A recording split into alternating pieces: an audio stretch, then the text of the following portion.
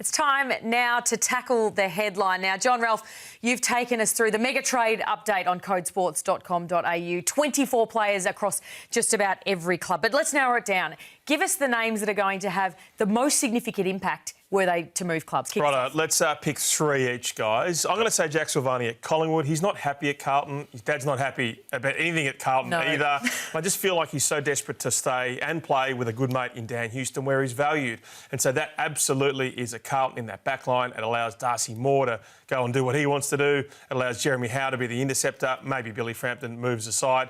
So, yeah, I think Jack Silvagni could have a meaningful impact at Collingwood next year. What about you, Lauren? I quite like it. But Liam Ryan, we've heard this news today that he could be in the sights of St Kilda. I think if you are a Carlton or St Kilda, I know he's 29, but I feel like he's still got a lot of footy to play for. He's been at West Coast for a long time now and he's had his issues while he's been there, hasn't he? And I think particularly if you are a St Kilda, they've really needed that sort of high-flying forward, haven't they? Particularly, they lost Tim Membry. I know he was a sort of a different sort of player, but they haven't had that target. Obviously, Max King has been sidelined with that knee injury too. So I think he'd just be a handy player to have. I think he'd be Max King's best friend and his best weapon next year. So he's averaged a goal a game, but he's averaged 1.2 direct score assists, 5 score assists, a couple of tackles. So those beautiful, silky skills, Max King just runs onto it, laces out. Yeah, be perfect, Corb.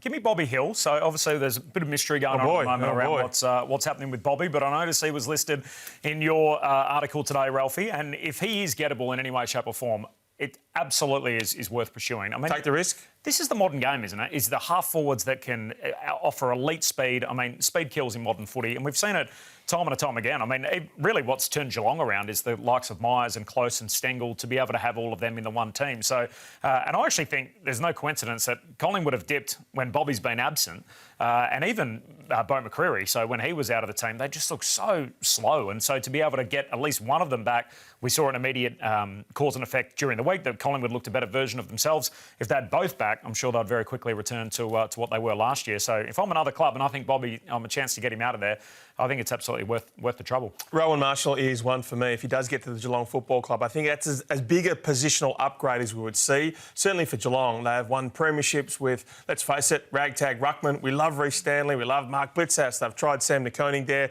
Now, sometimes he gets pushed around by the very big ruckman, but he's agile. He gets across the ground. He had that, I think it was a femur stress fracture, and that probably explains what's been, I think, a below-par year. But if he's happy, he's settled. He can get his haircut every week. He can get his haircut every single week. He can get a sponsorship, Cotton On or whatever it is, Just Cuts. Yeah, I think that he would be a huge impact player at Geelong. Yeah, won't have to drive far to watch his brother play footy, of course, as well. I'm sticking with Geelong, and you've been all over this story with James Worpel. Now, it's 4 years, is that correct? That's what Clarkie's reported, got on the table with the Cats. So I think him in that engine room for Geelong, we've got Bailey Smith, who's well and truly in the headlines himself at the moment. Tom Atkins is in there, the in and under sort of player. I think James Worpel to Geelong, that sort of fresh start. I know he came in with a bang at Hawthorn. I think won a best and fairest early on as well. I think, the move down there, it really sounds like it's going to suit him. He doesn't kick it well, but you know what? He's got the Dash brothers, the Flash brothers, whatever we call them. You handball it out to them and all of a sudden they're running through. Can you believe that? Well, there you go. Yeah, so, he's plug and play, and we know what Chris Scott does. He maximises the assets of their players and he minimises their weaknesses.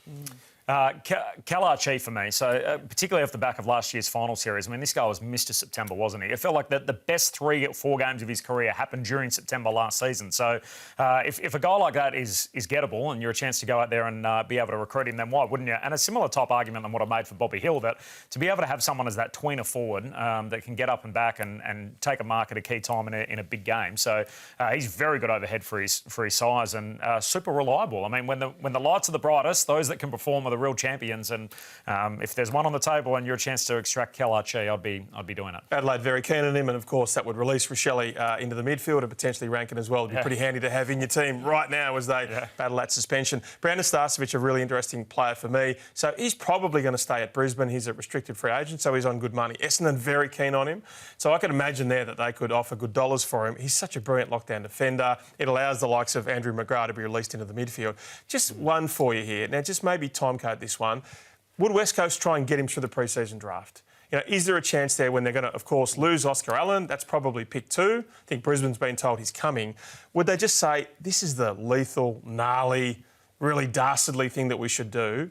You're an $800,000 player. We'll give you $1 million, but you go pick one in the pre-season draft. So why doesn't it happen anymore? Because players are soft. Because they say, I don't want to impact my Tell former us what club. you really think. Well, they are. I understand that that's the right reason, but, Is there part of it the player agents are worried that if we do this for one player, it's going to hurt us in another area? A little bit of that, yeah. I think we saw it with Jack Martin when Gold Coast declined to do a trade. They didn't like that trade, and so, of course, he got to Carlton, which used the pre-season draft. But at some stage or other, you've got to drag a player through and you preserve the number two pick as compensation.